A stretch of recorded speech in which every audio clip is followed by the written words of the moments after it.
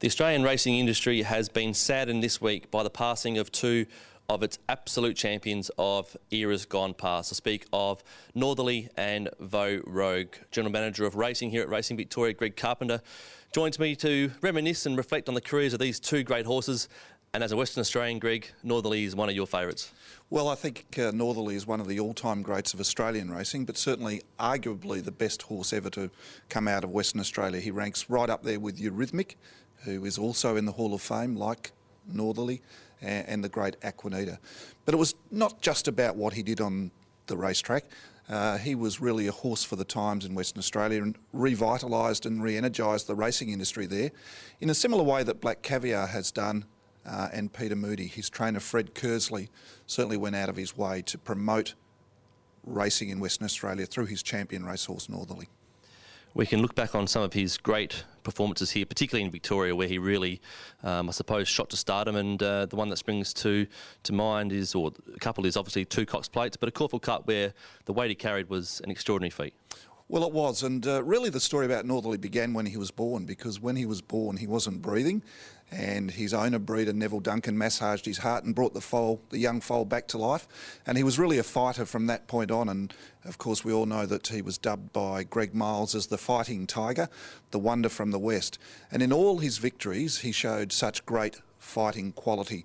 Like another champion, Better Loosen Up, he didn't win all of his races by big margins, but certainly he was a horse who always looked out when he hit that flat spot between the 800 and the 600, and then really pulled himself together and exerted his domination over his rivals. The Caulfield Cup, where he carried 58 kilos, was one of his great victories. He beat Fields of Omar, another dual Cox Plate winner, and gave him 4.5 kilos that day. So for his only run victory here in Melbourne over 2,400 metres, to win a Caulfield Cup with that weight was terrific. His two wins in the Cox Plate probably stamp him as one of the all-time greats. The first time he pressured and he worried Sunline through that patch in the race from the 800 to 400 when she was really the dominant force. That was when he was still coming up, and he came away to win that race in very dramatic fashion. We can all remember the stewards' protest, Sunline, Viscount and Northerly, and the very graphic and intimate coverage of that protest hearing. And then he came back 12 months later and he beat Defire and Grandira, probably the best European horse to come to Australia. He ran third for Frankie Dettori, but again it was Northerly, the great West Australian champion, who prevailed in that race. Fred Kersley was always a Perth boy at heart, and he took him back once or twice, didn't he, to perform over there in front of the home crowd, which is what we'd like to see from our champions, is to return home. Well, absolutely. As I said, he was the star of West Australian racing at a time when West Australian racing, it was fair to say, was in the doldrums.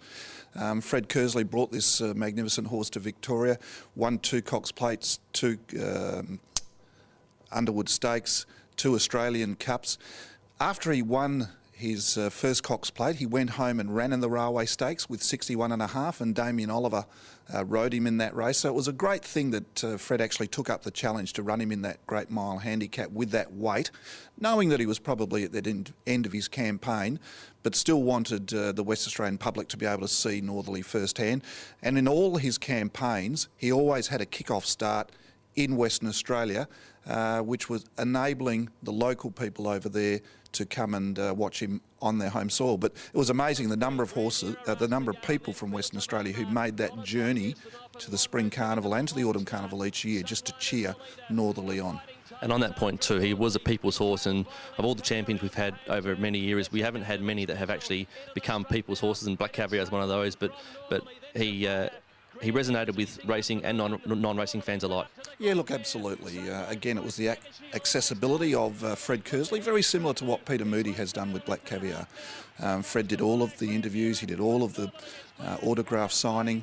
People were able to go down to the stalls when Northerly was running at Ascot or Belmont and get really close to the horse, and he was happy to parade the horse wherever he could to spread the message about horse racing, and to people to get close to their idol in Northerly.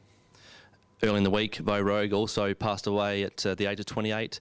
Another horse that, through its racing pattern of being a leader and being a horse that goes out in front, again captured the imagination of racing fans? Well, up to a point, a similar story. A champion who wasn't bred to be a champion, trained out of an unfashionable yard in Queensland, Vic Rail. We all know the stories about Vic riding the horse in track work, probably in shorts and thongs or shorts and boots. He was really a marvel. And the whole Vo Rogue story had that theatre and the magic, pretty much also because of Vic Rail's influence as trainer, and also Cyril Small, who was an unheralded rider. But the manner in which that he used to open up fields, lead by big margins and keep going, really excited everyone. He was a horse that was very dear to me. I was, a young man in Western Australia, and again, Vic brought Vo Rogue to Perth twice, and Ascot Racecourse was packed out on both occasions. He won the first time, and then a couple of years later he was beaten in an upset by another Victorian horse in Barlandy. But he was a great people's champion, really showed depths of courage, and he was always at best effect here in Victoria and on firm tracks.